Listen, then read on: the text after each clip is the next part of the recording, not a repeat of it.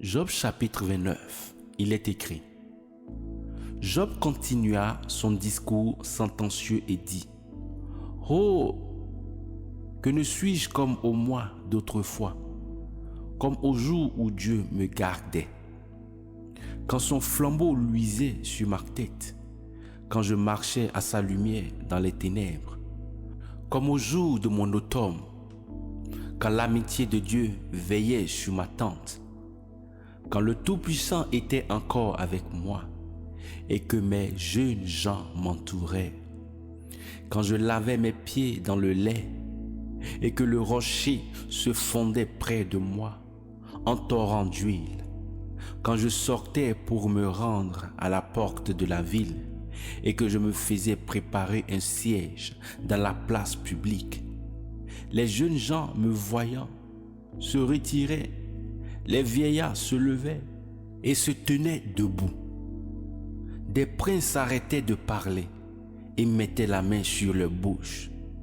La voix des chefs s'éteignait et leur langue s'attachait à leur palais. Car l'oreille qui m'entendait me proclamait heureux et l'œil qui me voyait me rendait témoignage.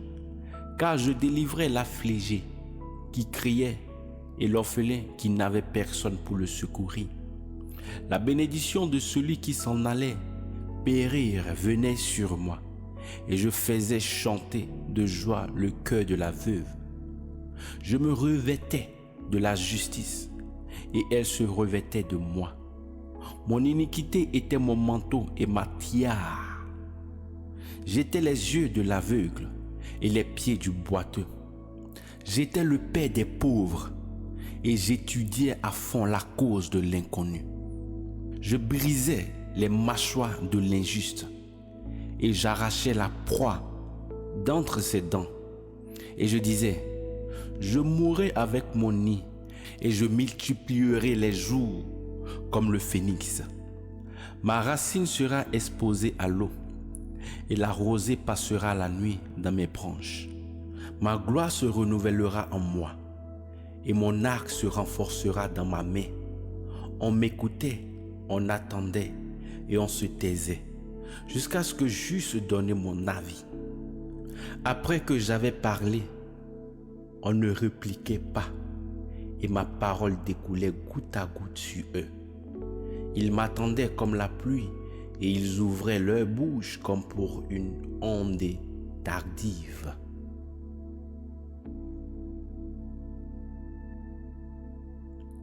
Job chapitre 30.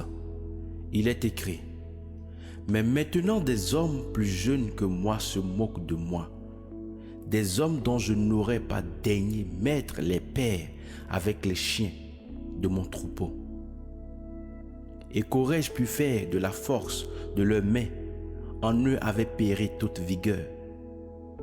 Exténués par la disette et la faim, ils broutent les lieux arides, depuis longtemps désolés et déserts.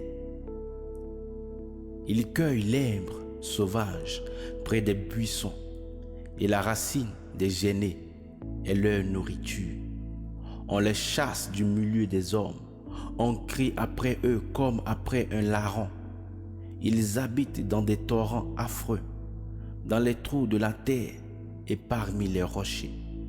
On les entend braire dans les buissons, ils s'édentent pêle-mêle sous les chardons. Race impie, race sans nom, qui avait été chassée du pays. Et maintenant je suis le sujet de leurs chansons, et je fais la matière de leurs propos. Ils m'ont en horreur, ils s'éloignent de moi, ils ne craignent pas de me cracher au visage, parce que Dieu a détendu la corde de mon arc et m'a humilié. Ils ont secoué tout frein devant moi. Cette engeance se lève à ma droite. Ils poussent mes pieds, ils construisent contre moi des routes pour me nuire. Ils rampent mon chemin. Ils aident à ma ruine. Eux à qui personne ne porterait secours. Ils arrivent comme par une large brèche. Ils se précipitent au milieu du fracas. Toutes les terreurs se tournent contre moi. Elles poursuivent ma prospérité comme le vent et mon bonheur a passé comme un nuage. Et maintenant, mon âme se fond en moi. Les jours d'affliction m'ont atteint. La nuit perce mes os et les détache, et ceux qui me rongent ne dorment pas. Par la violence extrême de mon mal, mon vêtement se déforme. Il me serre comme le col de ma tunique. Dieu m'a jeté dans la boue et je ressemble à la poussière et à la cendre. Je crie vers toi et tu ne me réponds pas. Je me tiens debout devant toi et tu me considères. Tu es devenu cruel pour moi. Tu t'opposes à moi avec toute la force de ton bras. Tu m'enlèves, tu me fais chevaucher sur le vent et tu m'en fais fondre au bruit de la tempête. Oui, je sais que tu m'amènes à la mort et dans la demeure. Rendez-vous de tous les vivants. Seulement, n'étendrait-on pas la main au milieu de la ruine? Et dans sa calamité, ne serait-il donc pas permis de pousser un cri? Ne pleurais-je pas sur l'homme qui passait de mauvais jours? Mon âme n'est-elle pas affligée à cause du pauvre? J'ai attendu le bonheur et le malheur est arrivé. J'espérais la lumière et les ténèbres sont venues. Mes entrailles bouillonnent sans repos. Les jours d'affliction m'ont assailli. Je marche tout noirci et non par le soleil. Je me lève dans l'assemblée et je crie.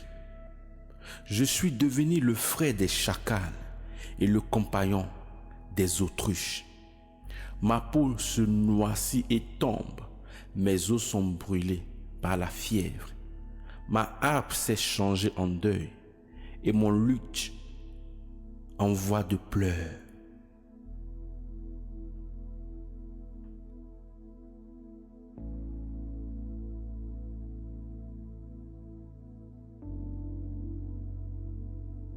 Job chapitre 31.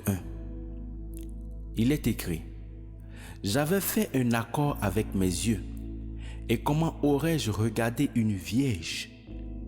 Car quelle part Dieu m'aurait-il faite d'en haut, et quel héritage le Tout-Puissant m'aurait-il envoyé des cieux?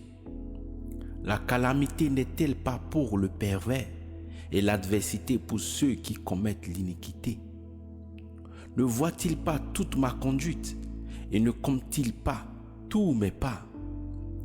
Si j'ai marché dans le mensonge et si mon pied s'est hâté pour tromper, que Dieu me pèse dans des balances justes et il reconnaîtra mon intégrité.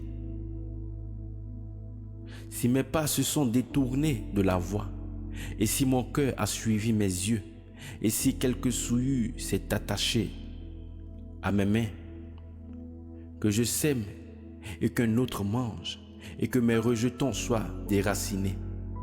Si mon cœur a été séduit par quelque femme, et si j'ai fait le guet à la porte de mon prochain, que ma femme broie le grain pour un autre, et que d'autres se penchent sur elle, car c'est là une méchanceté préméditée, une iniquité punie par les juges.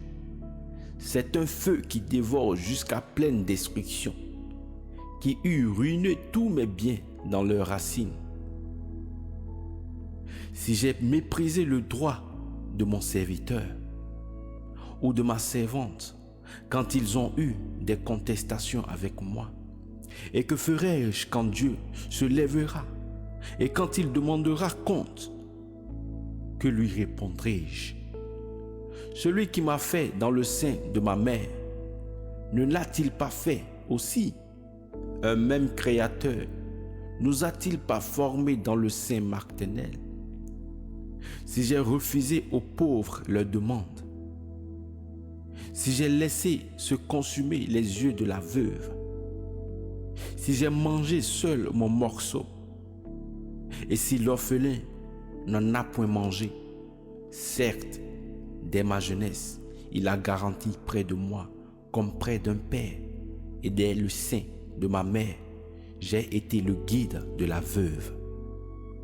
Si j'ai vu un homme périr, faute de vêtements, et le pauvre manquait de couverture, si ses reins ne m'ont pas béni, et s'il n'a pas été réchauffé par la toison de mes agneaux, si j'ai levé ma main contre l'orphelin parce que je me voyais appuyé à la porte, que mon épaule tombe de ma nuque et que mon bras soit cassé et séparé de l'os. Car la frayeur sera sur moi avec la calamité de Dieu, et je ne pourrai pas subsister devant sa majesté. Si j'ai mis dans l'or ma confiance, et si j'ai dit à l'or fin, tu es ma sécurité.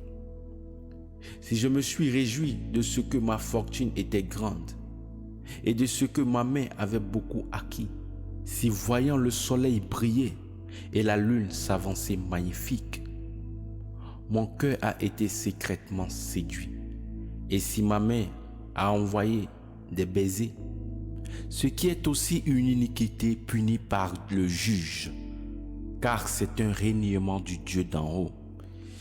Si je me suis réjoui du malheur de mon ennemi, si j'ai sauté de joie quand le mal l'a atteint, je n'ai pas permis à ma langue de pécher en demandant sa mort dans des malédictions. Si les gens de ma maison n'ont pas dit, où y a-t-il quelqu'un qui n'ait été rassasié de sa viande? L'étranger ne passait pas la nuit dehors. J'ouvrais ma porte aux voyageurs. Si j'ai caché comme Adam mes fautes, si j'ai enfermé mon crime dans mon sein, parce que je craignais la foule et redoutais le mépris des familles, en sorte que je restais tranquille et n'osais pas franchir ma porte. Oh, si quelqu'un m'écoutait, voici ma signature, que le Tout-Puissant me réponde et que mon adversaire écrive son mémoire. Je jure que je le porterai sur mon épaule. Je me l'attacherai comme une couronne. Je lui déclarerai le nombre de mes pas.